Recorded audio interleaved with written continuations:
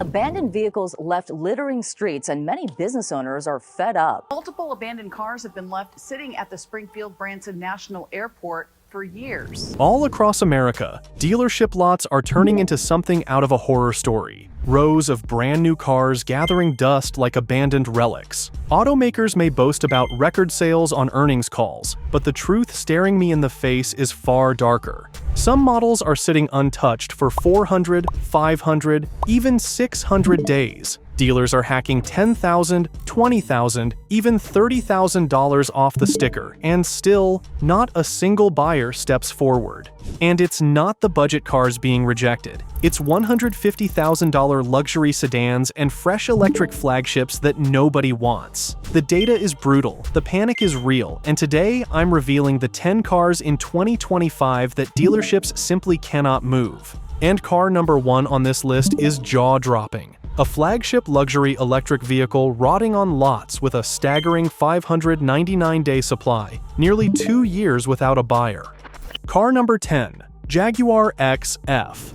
There was a time when the Jaguar badge meant elegance, exclusivity, and pure British luxury. Today, the XF has become one of the most unwanted sedans in America, with a staggering 311-day supply sitting unsold on dealer lots. That's nearly an entire year of inventory gathering dust. The reasons are obvious to buyers, but devastating to Jaguar. The brand has already announced its shift to an all-electric future, which instantly made the XF feel like yesterday's news. Why would anyone spend $55,000 on a car the manufacturer has essentially orphaned? Dealers are slashing prices by $14,000 or more, and yet many showrooms report the same units have been sitting since last summer. For current owners, the rejection is hitting hard. These sedans are depreciating at nearly twice the rate of their German rivals, wiping out thousands in value within the first couple of years. What was once a premium investment is now a financial liability, leaving buyers with the sinking feeling that they paid luxury prices for a car with economy-level resale value. Car number 9, Dodge Hornet. The Dodge Hornet was supposed to be Stellantis's big move into the red-hot compact crossover market. Instead, it has turned into one of the most embarrassing flops on dealer lots. Right now, there are more than 12,500 Hornets gathering dust across the country, representing a 320-day supply. That's nearly 11 months of unsold inventory, a nightmare for both Dodge and its dealers. And here's the problem everyone sees instantly. The Hornet is little more than a rebadged Alfa Romeo Tonale. Buyers aren't fooled. They look at the badge, compare the reputation, and ask the obvious question: why buy the Dodge version of an Alfa nobody wanted in the first place? The desperation from dealerships is almost painful to watch. Some lots are selling brand new Hornets that are nearly 2 years old for under $24,000, less than the price of a decently equipped Corolla. Others admit they're now pricing Hornets below cost, just to stop the financial bleeding. For buyers, that may sound like a deal, until you realize the resale value is sinking even faster than the sticker. Many who finance these crossovers will be stuck in negative equity almost immediately, owing more on their loans than the Hornet will ever be worth.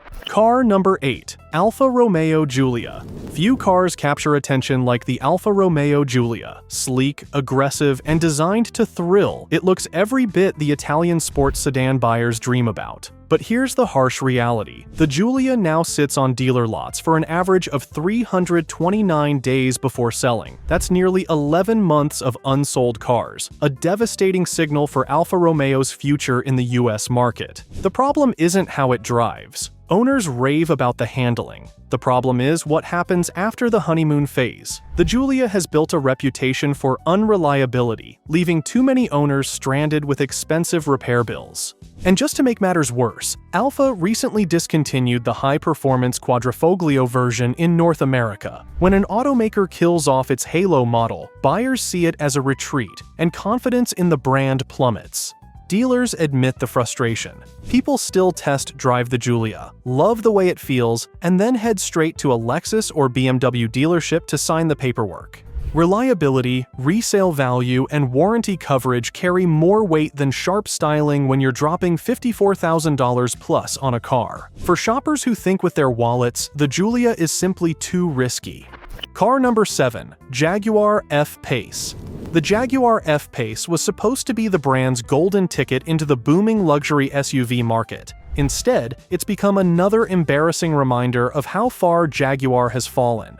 Right now, dealers are sitting on a 336-day supply of F-Paces, nearly a full year's worth of unsold inventory clogging up showrooms. On paper, the F-Pace checks every box: sleek styling, a posh interior, and that British badge meant to compete with BMW and Mercedes. But the reality in the market couldn't be clearer. Buyers have grown wary of Jaguar's uncertain future. The company has already announced its full pivot to electric vehicles, and many see the F-Pace as a dead-end investment, a car that could be discontinued before their loan is even paid off. The financial sting doesn't stop there. Owners are discovering that resale values are plummeting faster than rivals, with depreciation outpacing comparable German and Japanese SUVs by thousands. For a vehicle starting north of $55,000, that's a financial gut punch most buyers aren't willing to risk.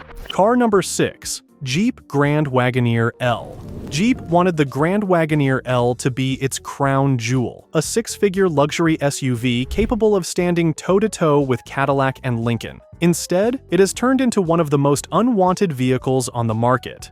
With a 345-day supply clogging up dealership lots, these massive SUVs are sitting unsold for nearly a year, despite dealers throwing huge incentives on the hood. The biggest problem? The badge. Luxury buyers shopping in the $112,000 range want prestige, Escalade, Navigator, maybe a German SUV. But a Jeep? For many shoppers, the math simply doesn't compute, and once they look at the running costs, the deal collapses completely. With fuel economy rated at just 13 miles per gallon combined, owners are burning through nearly $4,500 per year in gas alone. Even wealthy buyers have limits, and nobody wants to feel like they're constantly at the pump. Dealers openly admit they've had the same Grand Wagoneers sitting on their lots for over a year, collecting dust while customers walk in, admire the size, and then walk right out, often to a Cadillac or Lincoln showroom down the street. The Grand Wagoneer L proves that not every brand can stretch into the luxury space, no matter how much chrome or leather they add.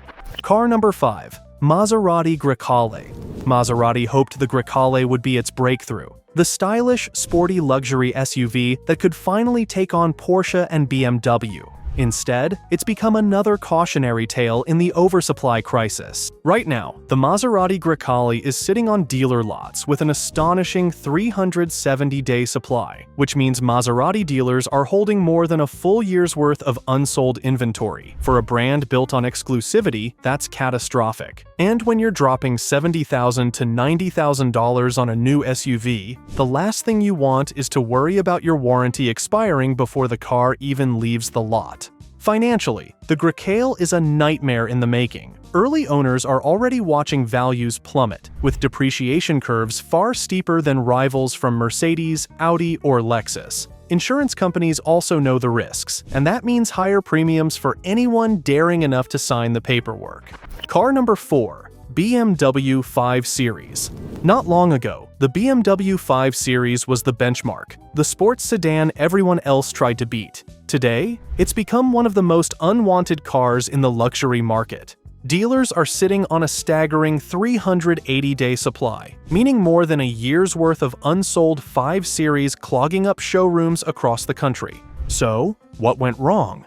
For starters, BMW shifted its focus away from what made the 5 Series legendary. The sharp handling and driver-focused DNA that built its reputation have been watered down in favor of tech gimmicks and comfort features that fail to outshine rivals. That left enthusiasts cold, while Mercedes and Lexus loyalists saw no reason to switch. And then came the recalls, steering and braking system failures on a car that costs $60,000 and completely shattered consumer trust. Nothing kills the ultimate driving machine image faster than critical safety systems failing on a brand new luxury sedan. Financially, the 5 Series is now a minefield. Depreciation is accelerating, resale values are dropping, and insurance companies are pricing in the recall risk. For shoppers, that means the once proud 5 Series isn't just ignored, it's actively avoided. What was once BMW's bread and butter has become its dead weight.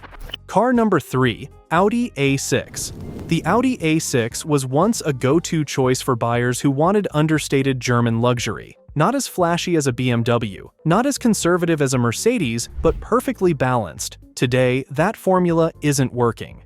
Dealers are reporting an eye-watering 409-day supply of unsold A6 sedans, meaning these cars are sitting for well over a year before anyone signs the paperwork. The problem is twofold. First, the market for mid-size luxury sedans is shrinking fast as buyers continue shifting toward SUVs. Second, Audi itself undermined the A6 by hyping its upcoming A6 e-tron, which makes the current gas-powered version feel like a lame duck. Why spend $60,000 plus on a car that might look outdated the moment the EV version arrives? Then there's the financial angle. Resale values for the A6 are already falling faster than its German rivals, creating serious depreciation cliffs for current owners. Insurance companies know it too, which means higher premiums compared to Lexus or even BMW competitors. For buyers worried about long-term value, the A6 has turned into a gamble they'd rather avoid. What was once a cornerstone of Audi's lineup has become another symbol of how quickly the luxury sedan market is collapsing in America.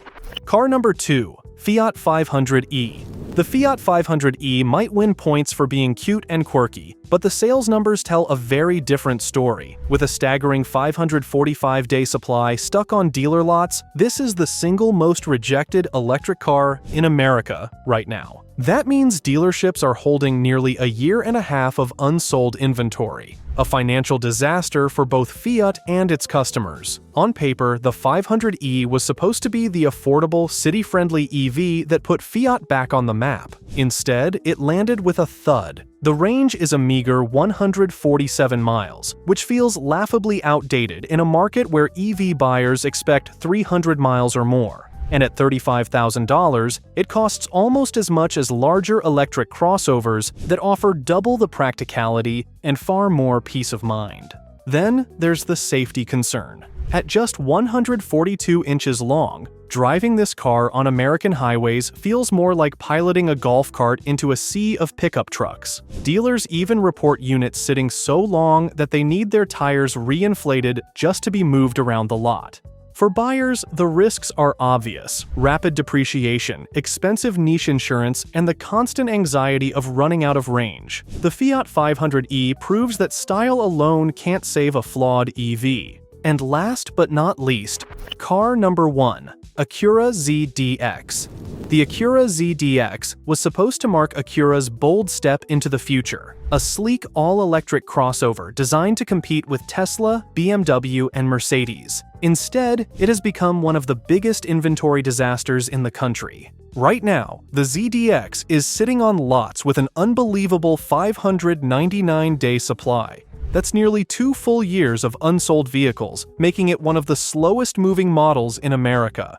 On paper, the ZDX had everything going for it: Honda reliability, Acura luxury, and a federal $7,500 EV tax credit to sweeten the deal. But buyers aren't interested. Why? Range anxiety, styling that fails to stand out, and a market flooded with better alternatives. Even mainstream brands are offering EVs with more range, stronger resale value, and more trust from consumers. Financially, the ZDX is a nightmare waiting to happen. Early owners are already staring at massive depreciation, with values falling faster than competing luxury EVs. Add in high insurance premiums for a low-volume model, and buyers risk sliding into negative equity almost immediately after purchase. So, what's the takeaway from all this? Dealership lots across America are overflowing with cars that consumers are flat-out rejecting, even when discounts hit $20,000, $30,000, or more. Models once marketed as flagships are now financial black holes, sitting unsold for 300, 400, even 500 plus days. And that's not just embarrassing for the automakers, it's devastating for buyers who took the plunge early. Here's the cold truth: if a car can't sell new, it won't hold value used. That means steep depreciation, higher insurance premiums, and the constant risk of negative equity for anyone who signs the dotted line. In other words, these vehicles aren't just hurting dealers, they're setting up owners for years of financial pain. Now I want to hear from you. Which of these cars shocked you the most? Or worse, did you already buy one? Drop your story in the comments because it might just save someone else from making a very expensive mistake. And if you found this countdown eye-opening, don't forget to subscribe because I've got more insider car truths that the dealerships definitely don't want you to know. And that brings us full circle. When cars are piling up unsold for months, sometimes even years, the message to consumers couldn't be clearer. The wrong car can drain your wallet faster than you ever imagined. But if you've stuck with me this far, you already know the story doesn't end with the vehicles left behind on dealer lots. The bigger picture is how these market failures tie directly into your personal finances. Because whether you're shopping for a new car, keeping your current one running, or simply planning for the future, the hidden costs of ownership are where most people get blindsided. Let's start with one of the biggest factors almost nobody considers until it's too late: insurance. In America, insurance companies don't just look at the price of a car when calculating your premiums. They analyze crash data, repair costs, theft rates, and even the reputation of the brand. That's why a $30,000 Honda Accord can sometimes be cheaper to insure than a $20,000 Dodge Charger. Luxury vehicles are the worst offenders. Take a BMW 7 Series or a Mercedes S-Class. Not only do they cost a fortune to fix when something goes wrong, but replacement parts are often imported, labor requires specialist mechanics, and repair times are longer. That all translates into higher payouts for insurance companies, which means higher monthly bills for you. For many buyers, the shock isn't at the dealership, it's when the first insurance bill arrives. And here's the kicker: even so-called cheap EVs can cost more to insure than you'd expect. Why? Because battery replacement costs often exceed the value of the car after just a few years. A minor fender bender that damages the battery pack can turn a $35,000 electric car into a total loss. That risk gets priced into your insurance, and suddenly you're paying Cadillac premiums for a compact crossover. This is one of the hidden truths of EV ownership that automakers don't want you to think about. Sure, the running costs can be lower, no oil changes, fewer moving parts, but the repair bills and insurance premiums often wipe out those savings. Now, let's talk about financing and negative equity traps, because this is where the average American family loses thousands without realizing it. When you finance a new car over 72 or even 84 months, you're stretching the loan to make monthly payments look affordable. But here's the danger: depreciation moves faster than your loan balance. Within the first 2 to 3 years, many vehicles lose 40 to 50% of their value. If you financed with little money down, you'll find yourself owing more than the car is worth, what lenders call being underwater. And if you ever try to trade it in or sell early, you'll have to roll that debt into the next loan. That's how buyers end up on a treadmill of negative equity, paying off 2 cars at once without even realizing it. Luxury buyers often think they're immune because they can afford the car. But in reality, luxury vehicles are among the fastest depreciating assets you can buy. A $100,000 sedan can lose $60,000 in value in just 4 years. Imagine leasing a mansion, but paying the property taxes too. That's basically luxury car ownership. The smarter play? Either buy a certified pre-owned model that's already absorbed the biggest depreciation hit, or lease strategically with a high residual value. But never, and I mean never, sign a long-term loan on a brand new luxury car unless you're prepared to keep it until the wheels fall off. Another area where people bleed money is extended warranties and service contracts. Now, don't get me wrong, sometimes an extended warranty makes sense, especially if you're buying a European luxury car known for expensive repairs. A BMW transmission failure or a Mercedes air suspension replacement can run 5 figures, so having coverage can save your wallet. But here's the trap. Most people buy extended warranties without understanding what they actually cover. Many are filled with exclusions, loopholes, and mileage limits that make them nearly useless when the big repairs hit. If you're considering one, you need to look at the coverage for major components: engine, transmission, hybrid battery, not just the small stuff like sensors or window regulators. And you need to compare the price of the warranty against the actual reliability data of the car you're buying. Paying $4,000 for coverage on a Toyota Camry is money down the drain. Paying $4,000 for coverage on a Range Rover might be the best investment you ever make. And then there's the depreciation game, which ties back directly to those cars rotting on dealer lots. When a vehicle sits unsold for 400 or 500 days, dealers eventually dump them at fire sale prices, which sets the tone for the used market. That means if you were the unlucky person who bought one at full MSRP, your resale value just tanked.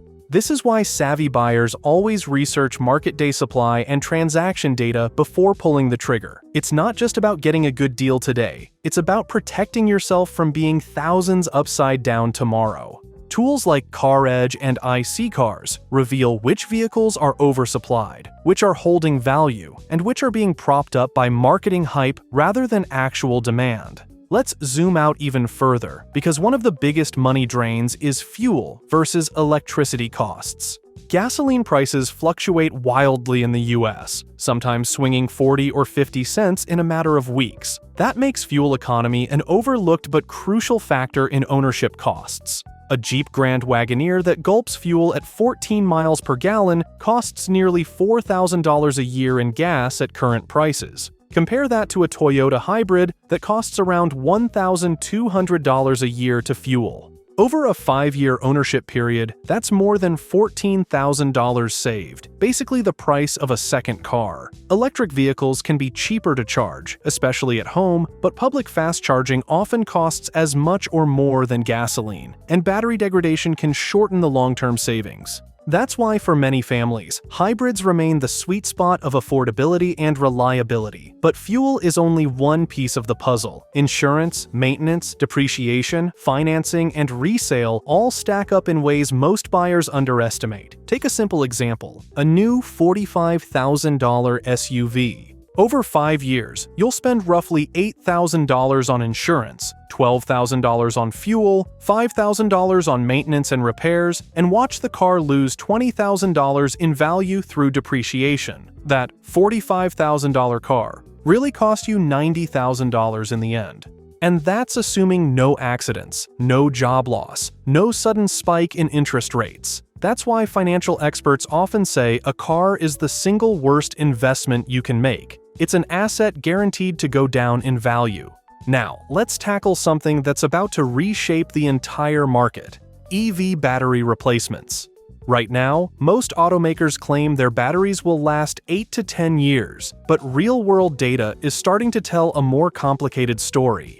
Replacement costs range anywhere from $12,000 to $20,000, and warranties don't always cover degradation unless it drops below a certain threshold. Imagine owning a 7-year-old EV that's out of warranty and needs a new battery pack worth half the value of the car. That's when many owners discover their green investment has turned into a financial nightmare. And unlike an engine rebuild on a gasoline car, which can sometimes be done at independent shops, EV battery replacements are often locked down by the manufacturer. That monopoly drives costs even higher. Finally, let's touch on the psychological side of car buying, because this is where dealerships make their money. They don't just sell you the car, they sell you financing, gap insurance, extended warranties, tire protection packages, paint sealant, and anything else they can sneak into the contract. A shocking number of Americans walk out of a dealership paying $150 more per month than they intended because of add-ons they didn't really need. Over the life of the loan, that's thousands of dollars wasted. The best defense? Know your financing terms before you step foot on the lot. Get pre-approved from a credit union or bank, and walk in armed with knowledge.